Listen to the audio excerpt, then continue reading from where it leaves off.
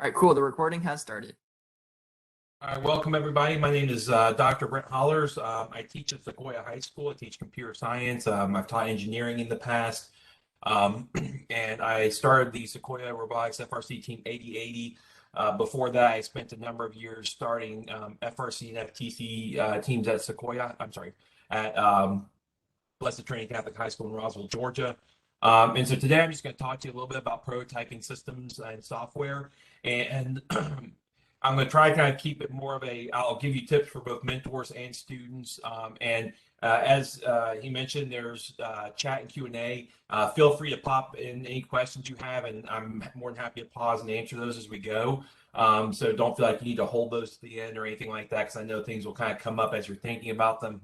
And so I'll be happy to address those. So first things first, I want to point out that everything we're talking about here is prototyping and rapid prototyping, and so it kind of makes sense to talk about this process of design, build, test. This is actually something that I picked up from a professional mentor, that he was an engineer for a company, and it's really kind of a simplified concept of our engineering design process. But I really hammer this into my students and my mentors, that they understand that everything that we do when designing the robot comes down to this process. We design it, we build it, we test it, we revise. So it's an iterative process. It should be very quick, right? And so if you've ever heard of agile design or any of these types of things, this is kind of what we're doing, right? And so everything I'm going to show you today is really going to help you in that building and testing phase in terms of getting things tried on your robot, or at least tried in some form or fashion to see if they work.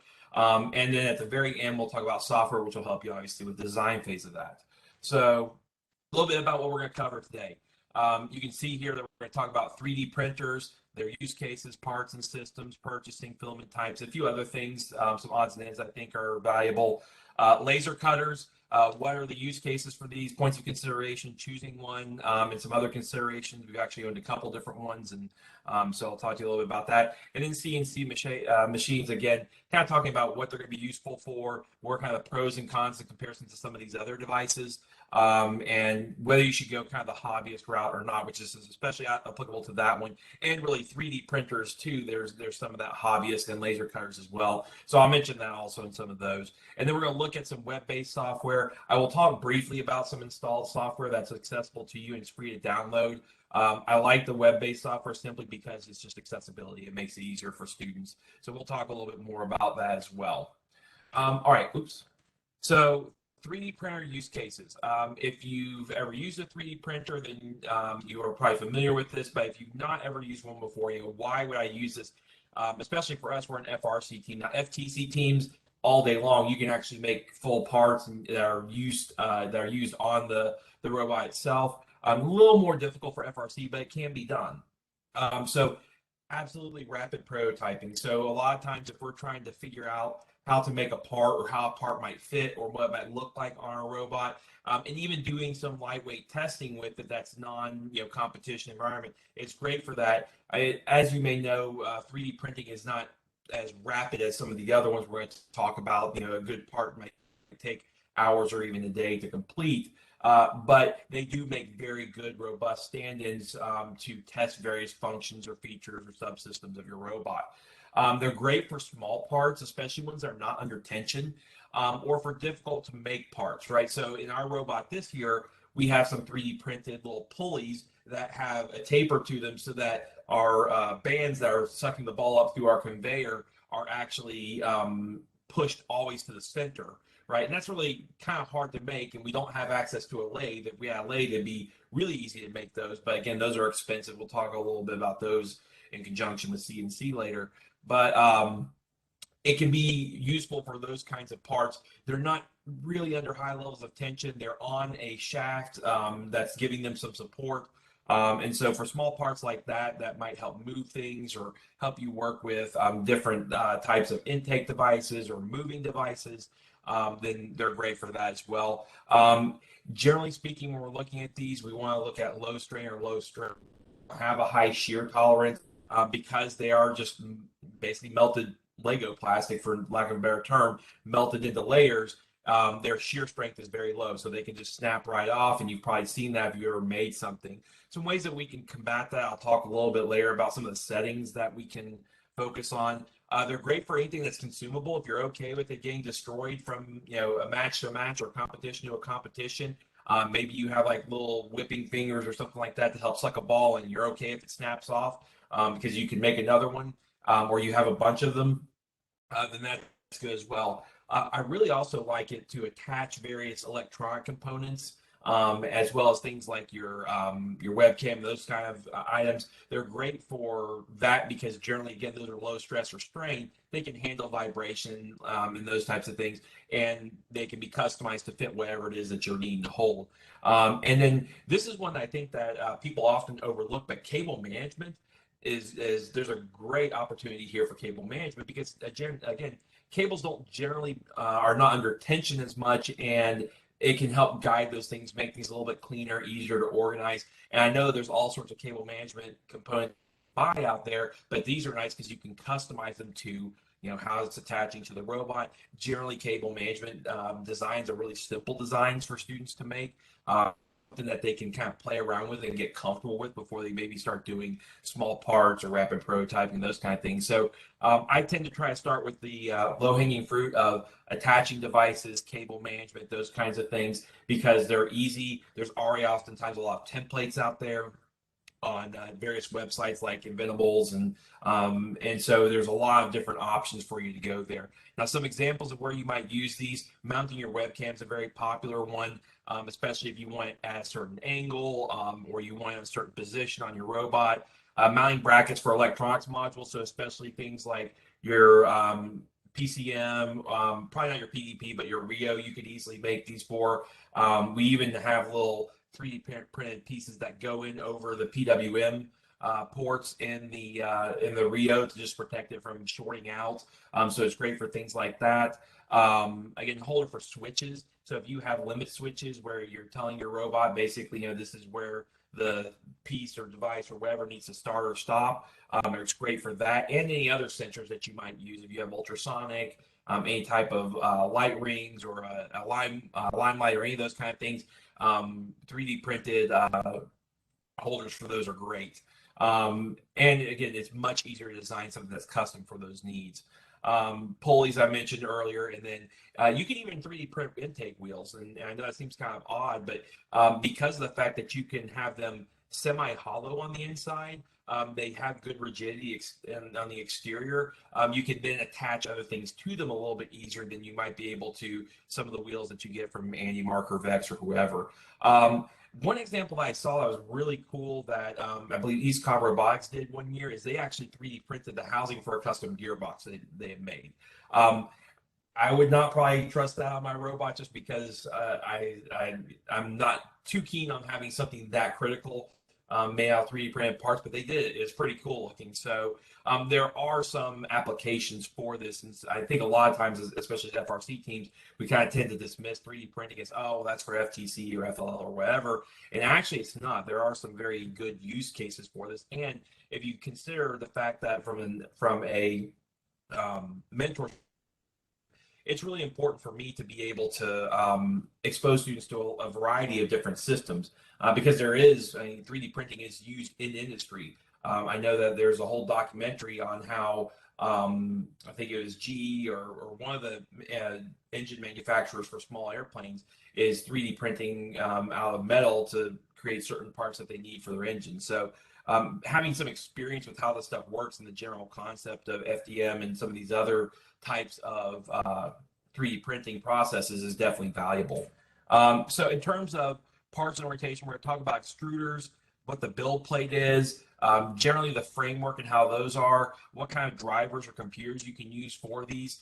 G-code is the actual instructions that are given to the computer to basically run and position it. And so really it's good to think of G-code as basically an X, Y, Z axis indicator. It just tells it where to move the stepper motors in order to place the next kind of line of plastic. And what are stepper motors? So first of all, let's kind of look at a general 3D printer. This is just a simple one that has a frame around it. This is made by Taz. It's a Lulzbot. This is one of their more popular models. This is an older version of it, but you'll typically have a filament hanger, and your filament. We're going to talk about the different types of that, but that's essentially what you're using to make your 3D printed parts. The hot end tends to be one of the biggest points of both issue and upgrade in terms of what you can do with the printer. There are regular, what we call brass nozzle hot ends that will only do certain types of filaments. Upgrade to hardened hot ends that are typically made out of stainless steel or something to similar, which can print at hotter temperatures, which means you can do more exotic types of filaments. You'll see on the left of this that there's typically some type of brain or computer that's doing this.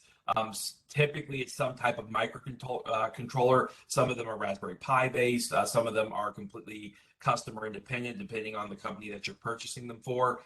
Really, that's typically not a concern. Many of them use open source software to run these things anyways, and so it's going to be something that, regardless of the system, they're generally designed to run G code, and there's a lot of different open source tools that will generate G code for you. And the print bed itself, and there's a lot of different options with print beds. There's heated, non-heated glass.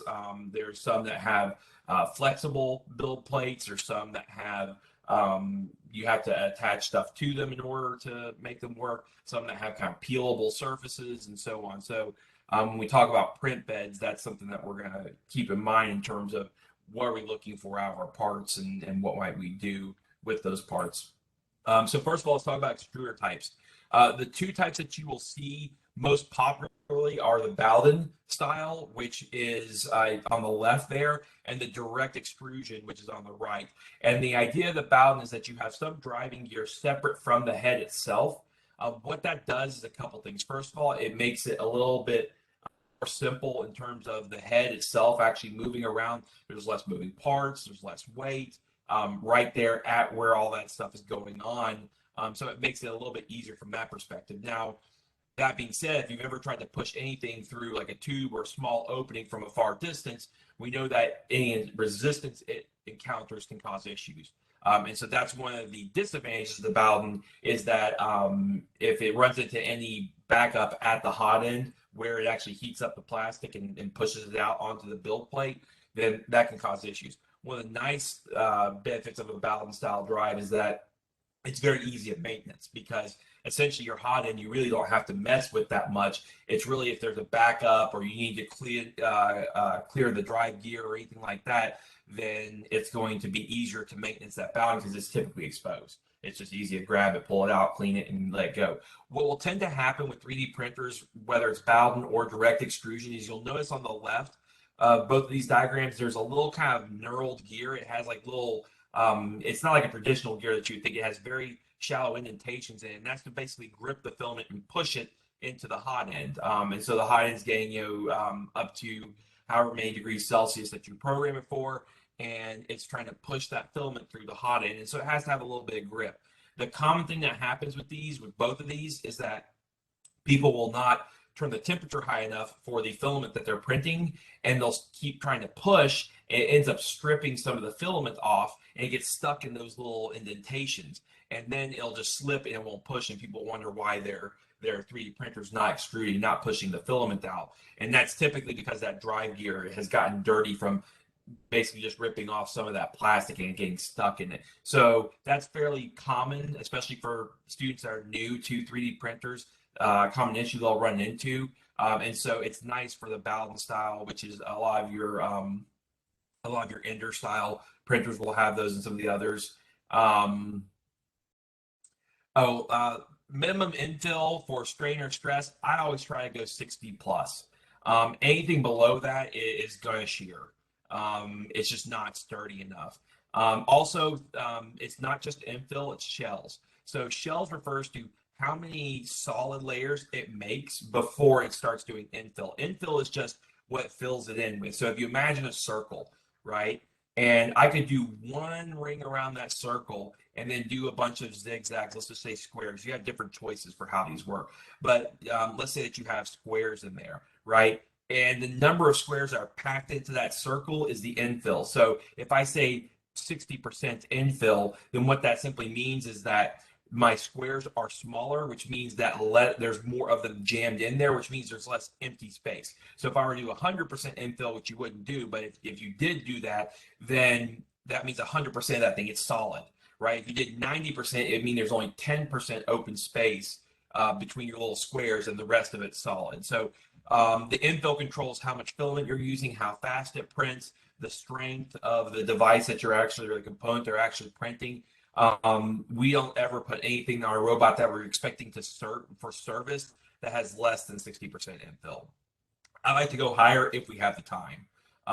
And so kind of going back to our Bowden tube, that's a great question. Kind of going back to our Bowden tube extrusion versus direct extrusion.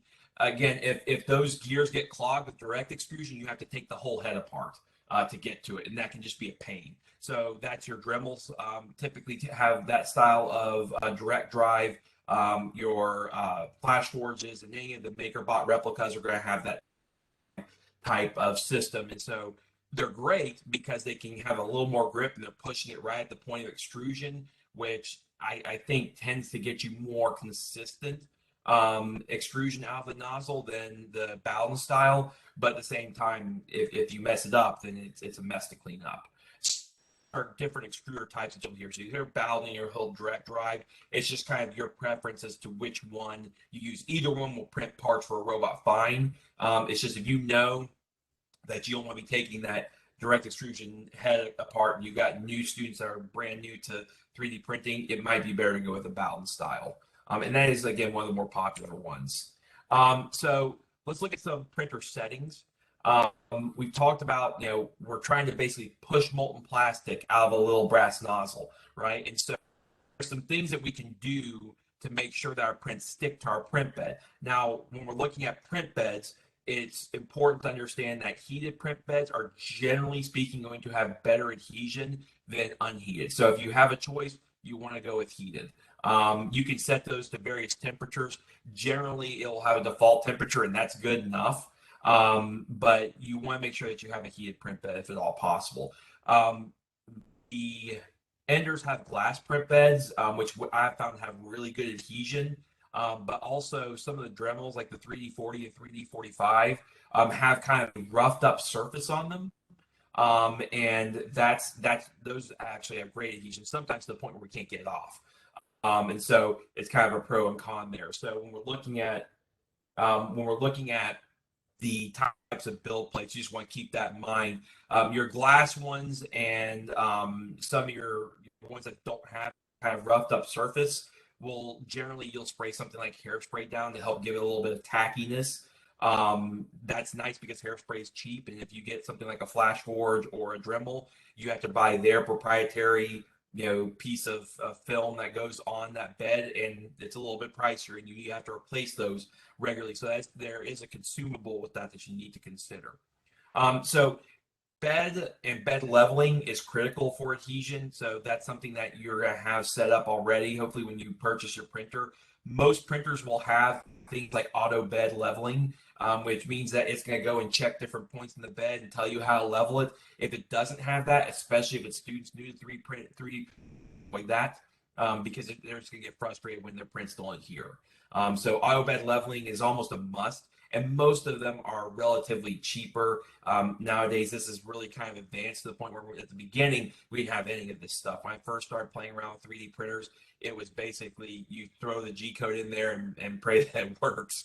And so things have come a far away from that perspective. And of course, it's gotten cheaper, as we know tends to happen with these things. So first of all, let's talk about adhesion. There's three things that you're going to see: skirt, brim, and raft. Okay, and you see a visual example of these over here. The way that you focus on adhesion is maximizing the surface area on the actual build plate, right? So if I have something that, let's just say, is a rectangle, right? And let's say that it's 5 inches wide by 3 inches tall or something like that, right? I want to put the larger space on the build plate. Like, I wouldn't want to make it narrow and put the narrow end with this rectangle sticking up. I want to lay that rectangle flat across the build plate because that's more surface area. And as you have more surface area, it will stick to that bed a lot better. right? And so it's just like traction if you think of it that way. The more surface area you have on the ground, the more traction you're going to have, the better you're going to be able to move, right? And so especially for 3D printers, that's really important. So when you're thinking about your designs, you want to, if possible, build into your designs a nice flat space uh, to adhere to the build plate, and that's going to make things a lot easier for you. Beyond that, skirt just basically gets the extruder and creates a few even lines before it starts building the base. That's okay. You can add skirt and brim if you want to. Brim is one of my favorite ones, just because it kind of increases the surface area overall of your component. And so brim is kind of a default I always do. Sometimes I'll throw skirt in there as well, but really brim is going to help you ensure that you get, and the brim and the skirt, these are sacrificial materials, so they're not sticking with your component. When you peel it off, it'll just snap off of your piece, or you'll have to clean it off of your piece, depending on what type of system you have. And then raft, it's basically building a whole kind of surface area space, and then it builds your part on top of that. Rafts are great for things that do not have a lot of surface area contact. So if you're building something that's maybe a cylindrical type but it's tapered at the ends or something like that, where you couldn't put a flat end down, then raft is something you're going to consider. A few other things: retraction means that whenever your extruder is moving across the piece and drawing, right, it's essentially drawing a 1D picture of your piece and then sliding up and doing another picture of your piece until eventually the whole thing. Well, when it's moving around and drawing that, when it stops to move to the next layer or move to another part, retraction is how far back it pulls the filament out. And what you'll notice with retraction is if you have the retraction set too low, you'll get these little wispy, cobwebby kind of things, right? And it's not the end of the world. You can clean them off. But if you see that, that just means your retraction rate is set too low. And so it's not pulling the filament back enough to make a clean break between the thing that you were just printing and the next part that's printing. So retraction can vary based on the different types of filaments you're using. So PLA versus PETG have different retraction rates. There's plenty of websites out there. If you just Google, retraction settings or general 3D print settings for these different types of filaments, you'll be able to find some good examples of those. Feed rate is just how quickly it's pushing the filament out. Again, some of the more exotic filaments, PETG is a real pain. It has some benefits. We'll talk about that in a minute, but PETG, stainless steel, wood, you've probably seen some of these different things, glow in the dark, all that kind of stuff. You might have to adjust the feed rate a little bit. Generally, it's kind of set and works well, but sometimes, especially with those, you might have to slow it down a little bit because it has to sit longer in that hot end before it gets extruded out. If your feed rate's too high for the filament that you're using and the temperature you have it set at, you're going to get jam, and jams can cause problems. So, and then the build surface temp, I mentioned that's generally set, whatever degrees Celsius it defaults to.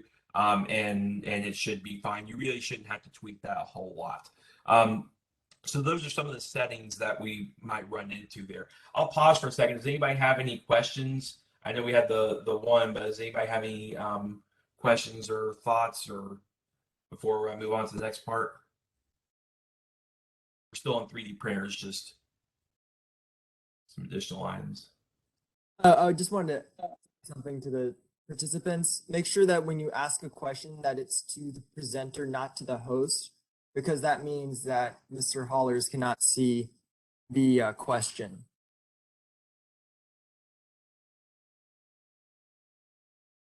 All right, so I'm not seeing any, so we'll continue moving on. If you have any, then feel free to jump in. So what should you look at when you're buying these things? Okay. At my old school, when we were setting up a lab of these, where I had brand new students that had never used 3D printers before, I kind of defaulted to the Dremels, and this is the reason why. I used them because they have a good ecosystem. They worked with this thing called Polar Cloud, which was a good system for them. They had some grants. Polar Cloud typically runs grants every year where you can get a free printer. And so I'd gotten a free printer through them. We'd purchase some, and they all kind of worked together, which was nice. because basically I was able to use that to queue up jobs, and they were all the same. So if we figured out how to use one, we could use the others. They're also made by Dremel, which is owned by Bosch. It's a really big company. They have a lot of backing behind them for that particular purposes for those devices. And so you have that kind of reliability factor of it's a big company, they built it well, you have support available to you. It was supported by Polar Cloud. The 3D45 is kind of their top of the line one. If I was going to spend the money on a Dremel, I wouldn't buy anything other than probably that. The 3D40s are okay. Especially the 3D40 Flex has a flexible build plate. So when you're done building, you basically snap off two little pieces or slide off two little pieces, and the whole build plate lifts off, and you can twist it. And that helps you just get things off. One of the things you'll learn about printers, 3D printers, is if you get good adhesion, great, but getting them off can be difficult sometimes, which can mess up your calibration. So the 3D40 Flex, we have one of those, and we do like it quite a bit. It produces really good quality prints. It is very limited. The Dremels especially, you have to either, what we're doing is we're 3D printing our own filament holders because they have a proprietary size that's not just kind of the default size that most printers have. So basically they want you to buy their filament. And so what we do is we buy our own filament, put it on a used spool, and wind it back up and stick it in there.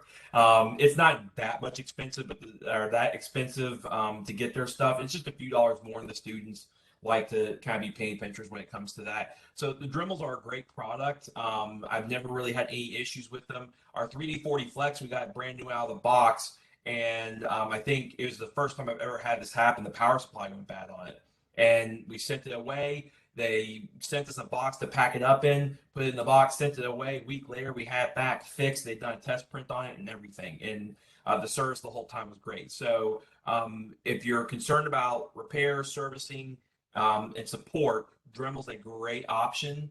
They're very school friendly. They're very purchase order friendly, those kinds of things.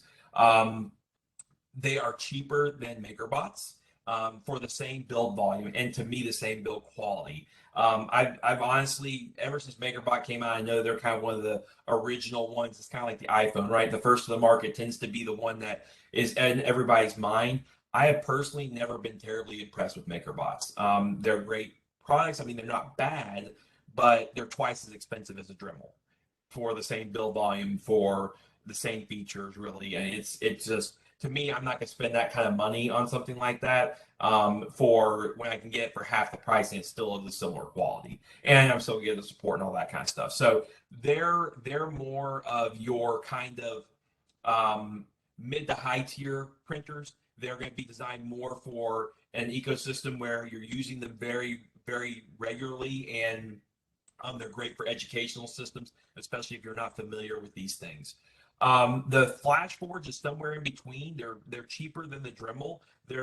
So if you're not familiar with MakerBot, they actually put the plans out and made them open source for how to build their system, and they've since improved those designs. But Flash Forge is a company that basically came around and took their designs and built their own printer, and they sell it cheaper, but it's essentially, for all intents and purposes, very much like a MakerBot, but about a quarter of the price to a third of the price of a MakerBot. So they're a good one. We have those. I've had kind of issues with quality with them.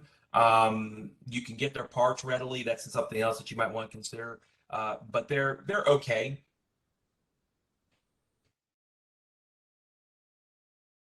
That's maybe why we have some problems with it. But they're upgradable as well, which is nice. The Dremels, not so much.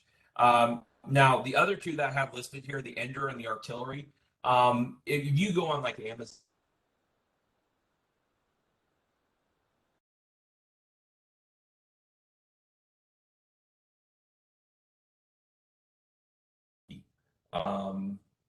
looks like I'm breaking up.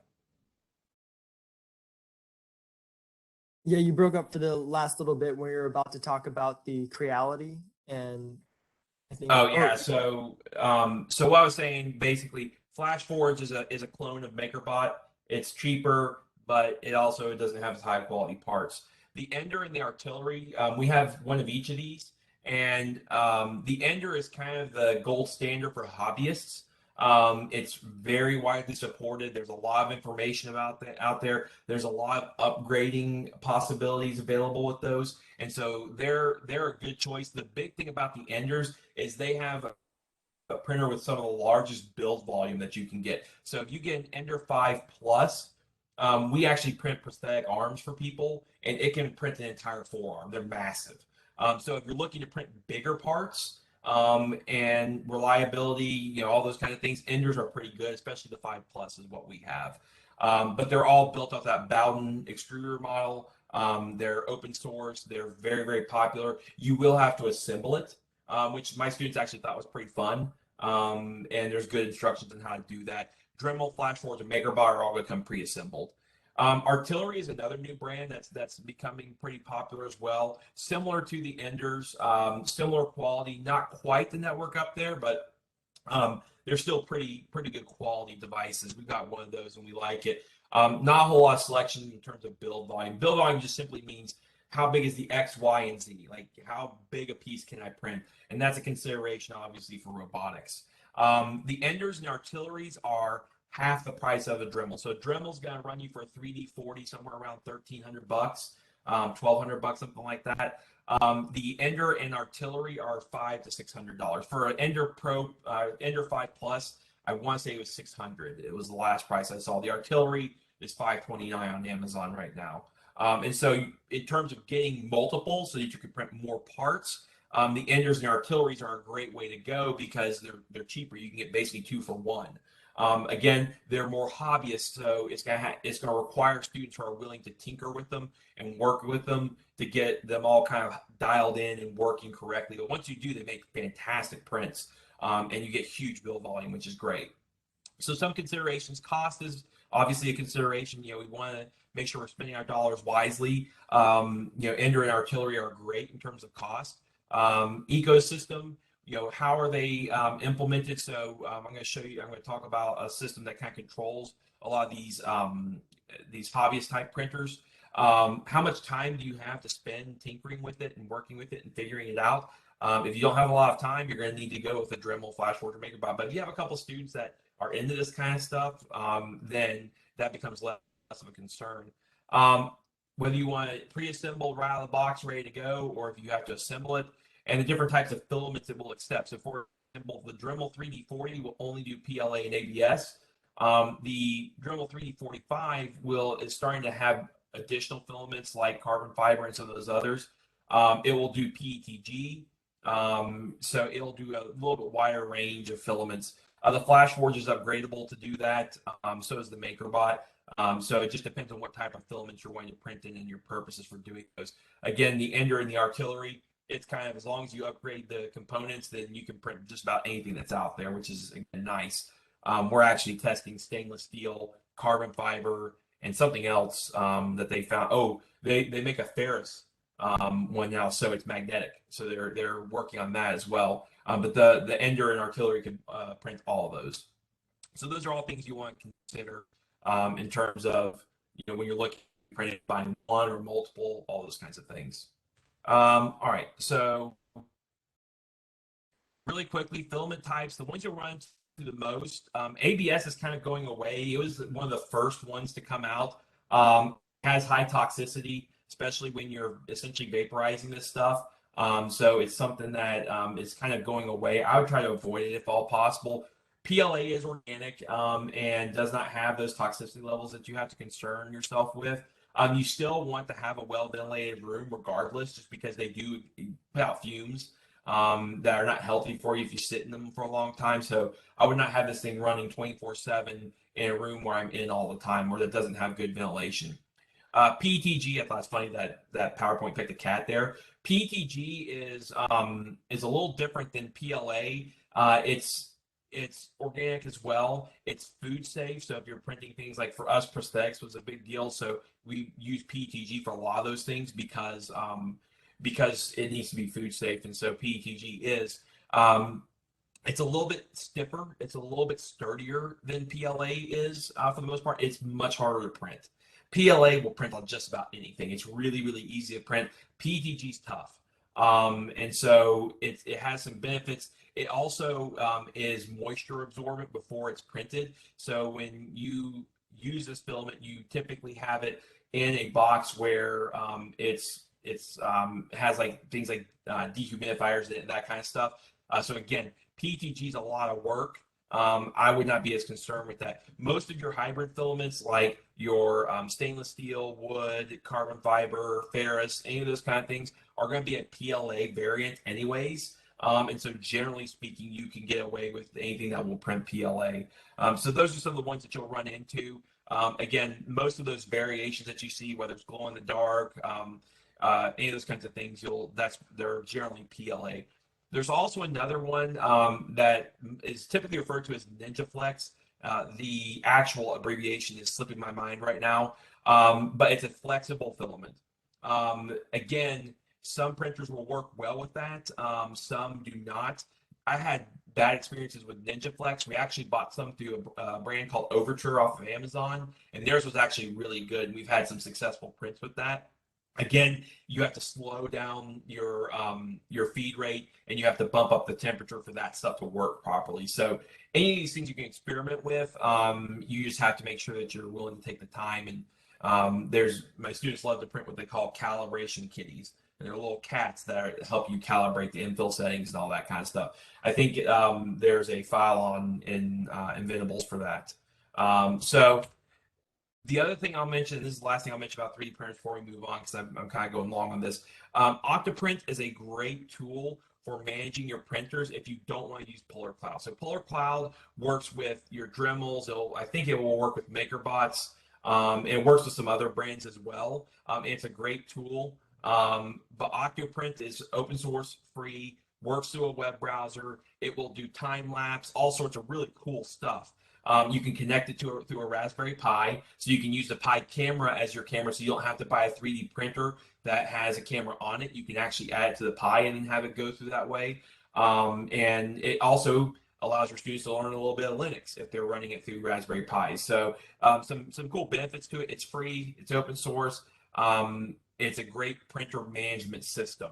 So if you're going more the hobbyist route, then Octoprint is probably going to be a good option for you to set up. It does take some networking knowledge, and so you might have to have people at your school help you with that to make sure ports are open and that you have stack IPs and all that kind of stuff. So the Octoprint, check it out. It's a really, really neat tool for managing multiple printers. All right, so I think I forgot to change the name on that. Yeah, so sorry, this says 3D printers. This is supposed to be laser cutting. I apologize. So we're on into laser cutters.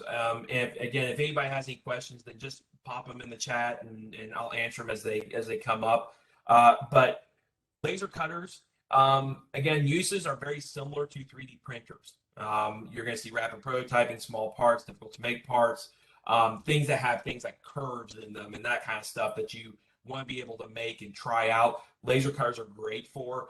They're great for prototyping out wood, cardboard, plastic. So if you want to make pieces that you want to see, like let's say that your shooter mechanism has a curve in it where the ball gets fed up into it. Laser cutter, great for that kind of stuff. The mediums that you're typically going to work in are a relatively thinner wood. Plastic, metal, most of them will etch. If you get up to the point where you're cutting metal, those guys get really expensive. So understand that when we're talking about laser cutters, I'm talking about ones that are not the $40,000, $50,000 variety that are going to cut metal, because those are expensive. And there's other options that are honestly better options if you're interested in cutting metal like that. We're going to talk about CNC machines in a little bit, and there's better options than laser for that.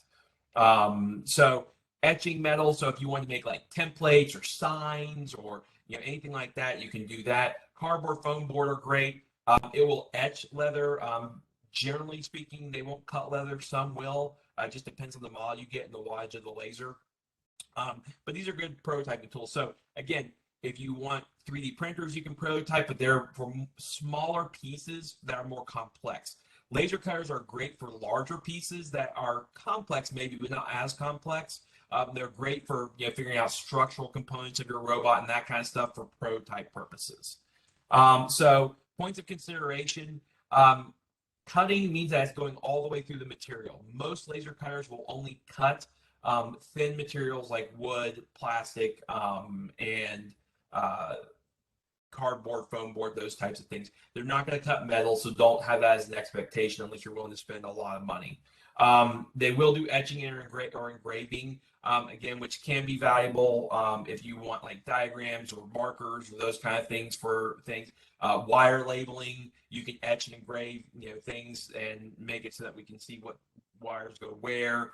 In terms of looking at your laser cutters, the key thing that you need to understand is that laser cutters work with two different types of files, SVG or vector and raster graphics.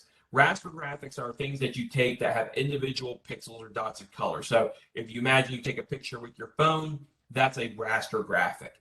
It will not cut raster. It will only cut vector.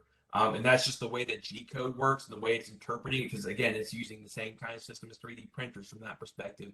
You're just essentially eliminating the Z-axis. Because 3D printers don't go up and down. I'm sorry, not 3D printers. Laser cutters don't go up and down. They only go X and Y essentially. And so when you're looking at that, you want to make sure that you have students that can understand how to take a CAD design and export it as an SVG or scalable vector graphic, which is what most of these things will use. So you either have the software to do that or a student that can actually draw it in vector-based software. So most of your AutoCAD, Dassault systems, any of those CAD softwares will generally be able to export to SVG a sketch or a two-dimensional piece. And so that's generally not too big of a deal. The biggest thing is that you have to understand the other end, the vast majority of laser cutters only accept SVGs for your vector graphics. And then for anything that's raster that you want engraved, it can be PNGs, PDFs, whatever. It doesn't really matter. I have not had a lot of luck with importing PDFs as cutting. Even though PDFs can have vector graphics in them, they don't always work properly. And so again, SVG files are typically the way to go with these. Some systems are better at others than supporting multiple file types, and that's what we're going to look at with the different systems when we get to them. What software does it come with? Is it built into the device? Is it web-based? Do you have to have it installed? There's a variety of different options there. And based on that, you might have different possibilities for your students to have access to it. And then cost benefit. At the end of the day, most of these things are far away more expensive than a 3D printer. They're also sometimes as expensive or more expensive than a CNC machine.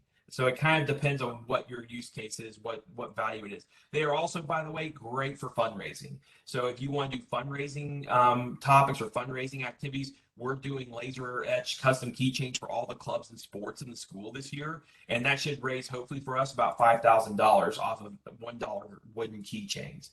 Kids love custom stuff like that. So it's great for that aspect as well. And if you really put some effort behind it, it can pay for itself very quickly if you do something like that. So you just have to weigh that out. Is it worth it for us to be able to prototype this type of system? Can we get away with just 3D printed parts? Do we need both? That's all considerations that you want to take into account. Because again, it's not doing metal parts. So it's not going to be something more than likely that you're going to keep on the robots. Maybe some of your wooden pieces, but it's not cutting, 1/2-inch thick plywood that you could actually use. It'll cut like 1/4 or 1/8 at the thickest. So when we look at some of the brands of cutters, the Flux BMO is a fairly newer offering on the market. That's I've heard great things about. I have a friend that has one of those, and they really like it. It's similar to the Glowforge and the Dremel. I have to say we have a Dremel, and I was extremely, extremely disappointed that Dremel stopped offering those devices and has ceased support. So do not buy a Dremel, unfortunately. It's a great device. It's beautiful. It does a fantastic job. The system is very easy to use and intuitive. I love the thing. It's great. It supports multiple file types, all that kind of stuff. But unfortunately, Dremel decided, I guess, they weren't making enough money on them, so they discontinued them. And Glowforge is very similar to the Dremel. It's a little smaller form factor. I had owned a Glowforge Pro, which has a pass-through slot, which is kind of cool. That means you can make much larger pieces. The thing about the Glowforge, and I don't know if they've updated their software recently, but at the time when I was using it, the software was extremely limited. You couldn't import multiple file types. It was basically, I think, SVGs and PNGs, and that was it. And so you were very, very limited, whereas things like your Dremel have a lot more options. Full Spectrum has a lot of file options as well, so does the BMO. And Full Spectrum is actually a very, very popular option. I think I see Firestorm is in here. And I think that they have a Full Spectrum one and have been happy with it. But Full Spectrum is definitely a brand worth looking at as well. I think they were about the same price as the Dremel, and so that's one that we strongly considered. Again, the reason why I went with Dremel initially was because of the support and the company backing behind it and all that kind of stuff, which still has been good. Don't get me wrong. And by the way, the Dremel is a web-based interface, but you pull it up through a web browser, but it's local to the device, which is kind of neat, because then you can just give it a static IP, and any computer in the building that's wired to the network can pull it up and access it, which is great. That's another reason why I used it. Full Spectrum, I believe, has to be installed on a separate device, the software to run it. Glowforge was similar to Dremel. It's web-based, goes through a static IP. And then Flux BMO is installed as well. So again, it's kind of up to you. My kind of thought processes on it is that, especially the Full Spectrum has been around for a long time. They're very reputable. I wouldn't mind having a computer with it that is just dedicated to laser cutting. That way students go back there, they use it. There's no conflict or anything like that. So that's definitely a good choice. I think our Dremel was right around $5,000, and the Full Spectrum will run around that. Glowforge about the same, $5,000 to $6,000. The BMO, I think, was a little bit cheaper, but it's also a smaller form factor, so you have to keep that in mind, meaning that the cutting space is smaller. And when you look at the different form factors, the BMO, the Glowforge, the Dremel, the Full Spectrum are all what we would call desktop, which are the ones that are really going to be within your price range. Ones that are like freestanding through someone like AP Laser are going to be really expensive, and they require a lot more space. They're just a little more difficult to work with, and you're not really getting the bang for your buck that you would from like a CNC machine. And then there are hobbyist and DIY ones. I know that Snapmaker is a really popular little one, and they've got all sorts of different clones on Amazon. I personally, just with the lasers, I'm not a huge, you're going to get low wattage. So they're only going to etch things. They're not going to do a whole lot of cutting unless it's like cardboard or maybe very thin plastics. So those are really not going to be very applicable to what you're going to do in FRC unless you get a high power laser that's going to be able to actually cut things. And so when you're looking at these, the other thing to consider is the wattage of the laser, and that will be specified. The Glowforge, Dremel, Full Spectrum, and BMO are all about the same. If I remember correctly, they're 60 watt. And so that's something that you'll want to keep in mind. Generally, they will tell you what materials they can cut, and that will kind of tell you what class laser it has and what the wattage of the laser is, and that will kind of give you an idea of what you can cut. But that should be specified in the specs of any device that you're looking at. So laser wattage is important. Cost, obviously, are going to vary. The form factor, the size of it is important. What kind of warranty and support? All the ones that I mentioned there, aside from Dremel now, have pretty good warranties and support systems with them. So I would definitely make sure that I'm buying from a reputable company. Fume removal and exhaust is something else to keep in mind. These things do require you to exhaust the fumes, especially when you're cutting things like plastic or cardboard. It's not only does it smell, it's unhealthy. So if you're going to get one of these things, you have to have fume extraction. And that can be either through a separate fume extractor, which is what I have with our Dremel. I honestly would not recommend that. I would vent it straight outside. So that's something you have to keep in mind. It has to be somewhere, typically near an exterior wall, where you can vent it outside, because you just don't want to be breathing that stuff in. It's toxic a lot of times, not healthy for you. Fume extractors are expensive. You have to replace the filter. They don't eliminate the smell. They eliminate the more of the noxious chemicals. And then the other thing to look at is laser tubes. So there's been some of these hobbyist ones, especially, that they will be substantially cheaper, and you're like, well, it's $2,500 versus $5,000. A lot of it has to do with the laser tube itself and how good a quality that is, and you will get what you pay for. I've heard a lot of issues with laser tubes coming from China that have problems. So I avoid off brands and ones that are just like dirt cheap because they're generally not worth it, and you're going to end up spending money and just be frustrated with it. So very quickly, CNC machines, use cases, great for rapid prototyping in woods and plastics. We have a Shapeoko 2 XXL that we use for that. We also make complete parts out of metal with it, aluminum, not steel, but steel is typically not used in FRC or any of the others for that matter. And for building entire assemblies, you can do 2D parts, sometimes 3D, but generally speaking, most of the ones you're going to see and we're going to talk about are 2D. So you do have some multi-axis 3D CNC machines. Things like your Tormach will have various tools. When you start talking about those, you're talking about a huge price point. And when you start talking about those, you're also looking at machines that are designed, if you think of like a 3D printer on steroids, right? They can make very complex pieces, but they're not generally really, really large, right? So they have a smaller build volume, but they can make them out of metal instead of plastic. And so multi-axis is cool. It typically requires things like active coolant and some other things. So they take up a lot of space.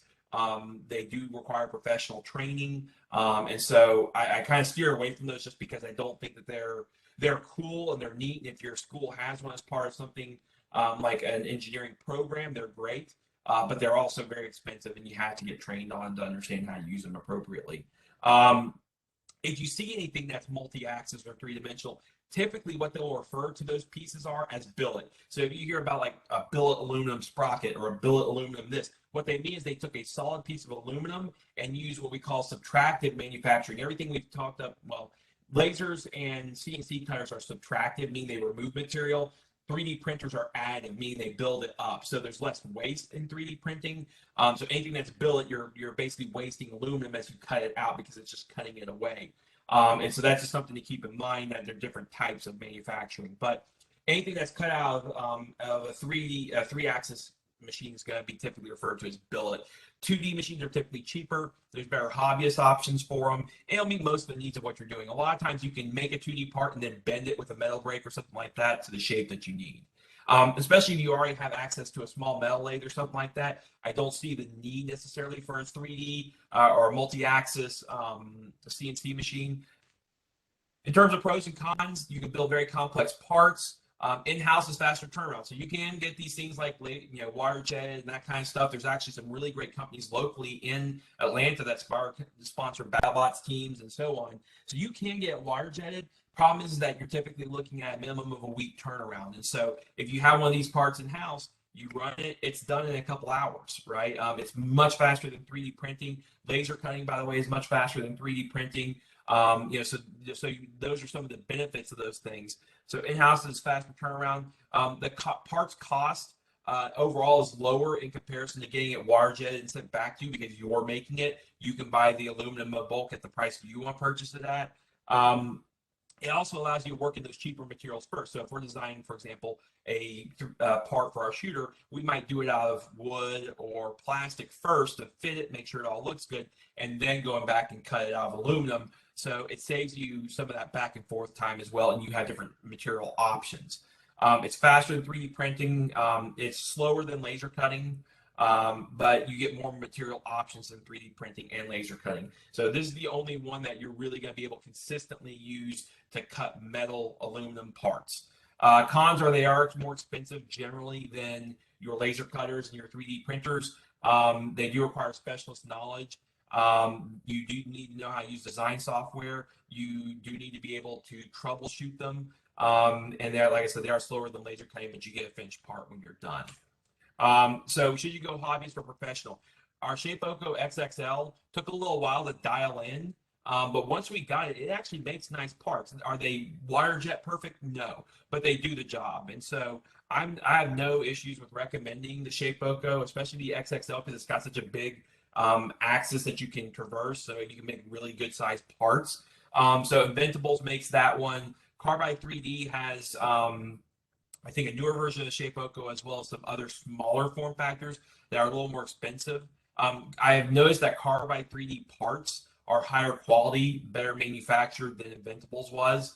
Snapmaker is a very small one, but could be used. Jinmitsu is another brand that's very small, but again, for small parts, you could use it. There's a bunch of other knockoffs. I would really stick with the Inventables is really the only hobbyist, or the Shapeoko is really the only hobbyist one that I would recommend. They are much cheaper than the professional ones. They are more unreliable. So just like your hobbyist 3D printers, you have to be more willing to spend the time. And maintenance and use is going to require someone that's going to spend time on it all the time, making sure it's up and running.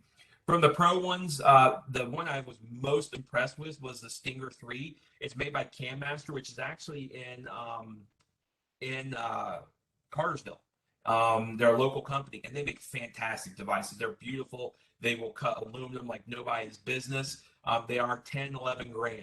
They're expensive. So it's something that you might save up to. You might try the hobbyist first and see how much you use it, but they're awesome. They are fantastic. I wholeheartedly recommend them. Tormach is more 3D cutting, so it's more of your multi-axis cutting. They are more expensive than the Cam Master, and for that reason, I recommend the Cam Master over those. Langmuir is plasma cutting. I will tell you that all the research I did, plasma cutting is just not a great option for robotics teams. It's too messy.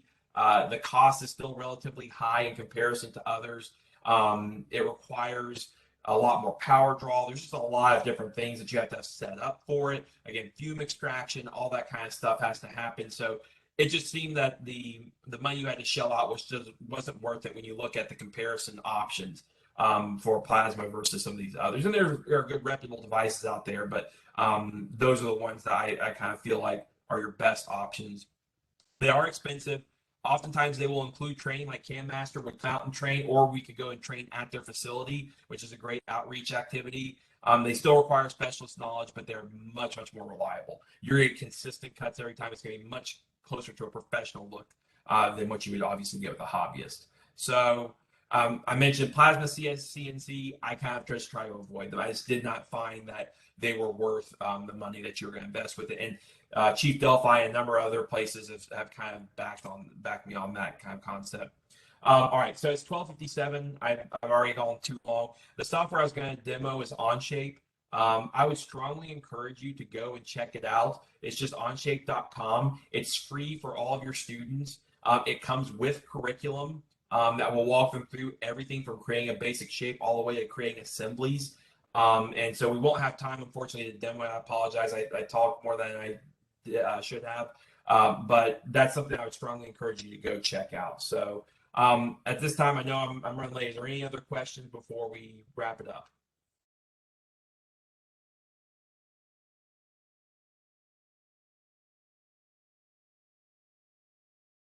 All right, well, thank you for taking the time to listen to me. If you have any questions, feel free to reach out to me directly via email, Brent, BRENT.Hollers@CherokeeK12.net. I'm at Sequoia High School again, and we'll be happy to help you out with any of these decisions, any of the thoughts that you have in relationship to these things, or if you need any guidance, then we'd be happy to point you in what we believe at least to be the right direction. So thank you, and y'all have a great weekend.